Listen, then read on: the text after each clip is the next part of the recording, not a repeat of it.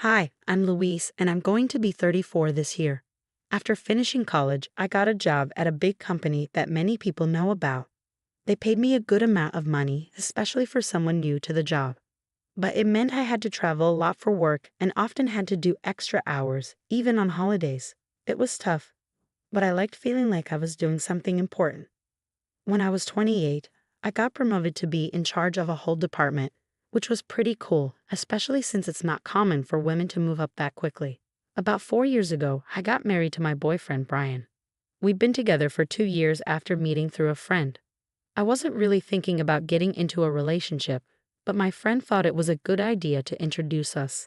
I never really imagined myself getting married or having kids, but Brian was really keen on it. He said he wanted to get married soon and have kids before we got too old. I wasn't ready for that at all. I had just gotten promoted, and the idea of getting married and having kids felt too rushed. So whenever Brian brought it up, I told him we needed more time to know each other better, and that marriage meant thinking about more than just the two of us. Brian then suggested, okay, let's wait 2 years before getting married. By then, we'll really know each other, right?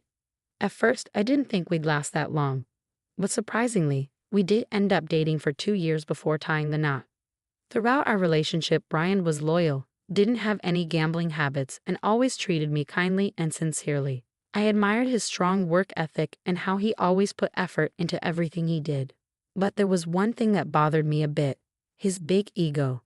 Whenever someone at work, especially a senior, pointed out his mistakes, he'd come home ranting about how he didn't need to be told what to do and that he always thought his way was the best. Listening to him, it was obvious that he was being criticized for his errors, but it seemed like he couldn't handle being corrected, whether it came from a superior or not. When we decided to have a dinner with both our families to celebrate, Brian chose a really expensive restaurant that cost over $200 per person. He then asked me to split the bill with him because it was so pricey. I suggested going somewhere cheaper, but Brian insisted, saying it was important to make a good impression.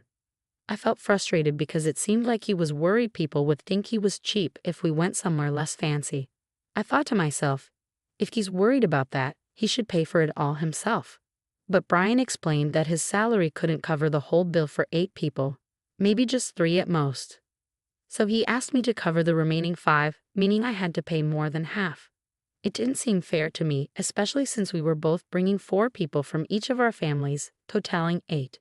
Brian wanted us to go to a restaurant that's expensive, but he couldn't even cover his own family's part of the bill. I wasn't happy when Brian suggested the expensive dinner plan, and I was even more confused when he announced to everyone at the dinner that he would pay for everything. Although I had doubts, everyone seemed pleased, so I decided to go along with it and let him take charge. But looking back, I think I might have made a mistake. I regret not reconsidering my marriage to Brian, who was so full of himself. After we got married, his behavior towards me changed completely. He started talking down to me all the time. Before we tied the knot, he promised to help with household chores since I was busy with work. But once we were married, he said things like, "What will people think if they see a man doing laundry? That's a woman's job. I work hard outside, so I deserve to relax at home." He never lifted a finger to help, no matter how busy I was. His attitude annoyed me, but I could handle doing the housework. What really bothered me was that Brian was sending all his money to his parents. Even though they were farmers and struggling to make ends meet, it seemed like Brian was their sole financial support. Within 6 months of getting married, he stopped contributing any money to our household expenses and gave everything to his parents. I once told Brian, it's not fair for me to cover all our living expenses with my salary alone. But he argued back, saying, "How can you say that when my family needs help? They're your family too. Plus, you make more money than me, so you should be fine." He didn't listen to my concerns. When he talked to his parents on the phone, he'd reassure them, saying, "Don't worry, I'm taking care of everything with my salary. I won't let Louise interfere." But the truth was, he was giving them all his money. He had nothing left for himself and started asking me for pocket money, saying, "Can you give me about $200? I can't even afford lunch." I reached a breaking point and suggested, let's set a monthly limit on how much we send to your parents. You need to figure out how to cover your own expenses. Brian would agree, but he kept sending all his salary to his parents. That was something I couldn't tolerate anymore. One day, I had to go on a business trip for about 2 weeks. From Brian, I have what? What about my food and laundry for 2 weeks? Even though Brian knew my job required frequent travel. Feeling annoyed at his immaturity, I told him, figure it out yourself. You're an adult.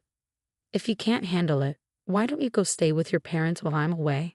You'll be fine there, right? Brian reluctantly agreed. When I returned home 2 weeks later, I found Brian's sister, Elizabeth, there.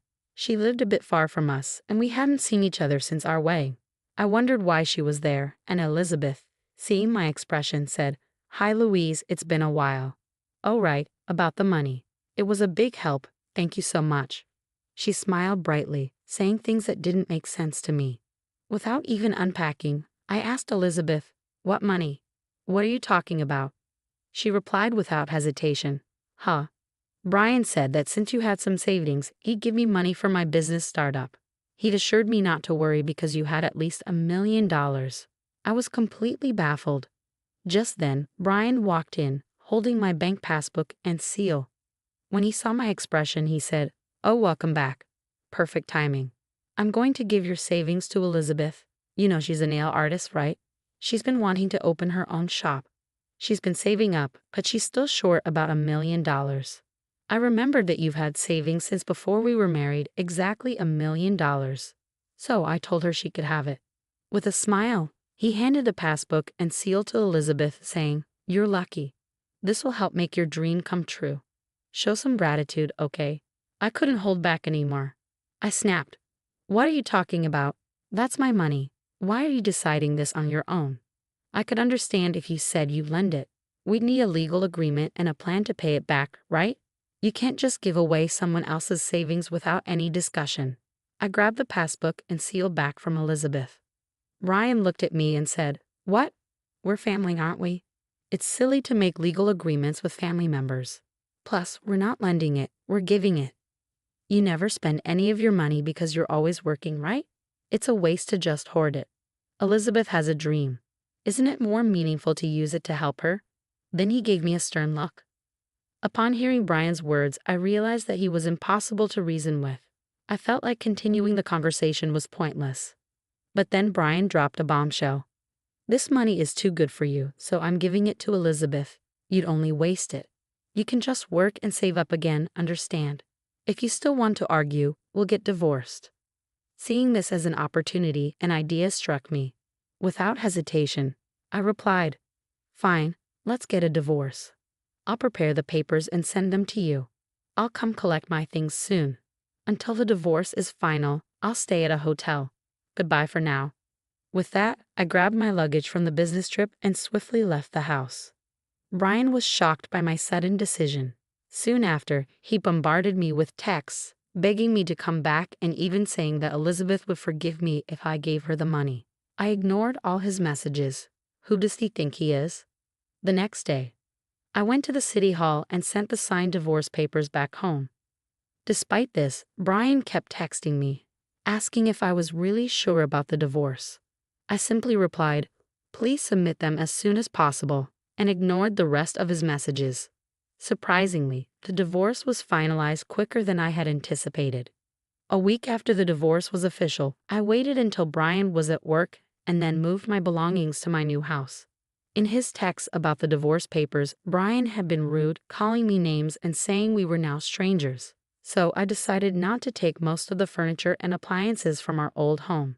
Instead, I deposited half of the small savings I had accumulated during our marriage into his bank accounts and left it there. That night, I received numerous calls from both Brian and Elizabeth. At first, I ignored them, knowing what they were about. But eventually, I answered and Brian immediately started shouting, demanding to know why there was only $800 in the account. I calmly replied, "I split the property as we agreed. We originally had $1,600 in our joint account, right? So I left you with half of it, which is $800. And since all the furniture and appliances were bought after we got married, I left them behind." That's fair, isn't it? Just to clarify, I ended up with less than Brian. But he wasn't convinced. He insisted, "You're supposed to have $1 million in savings, right? So half of that, $500,000 should be mine. Plus, you got an inheritance from your grandfather, right? Half of that should be mine too. I was stunned and couldn't help but laugh. I had seen this coming, otherwise Brian wouldn't have agreed to the divorce so easily.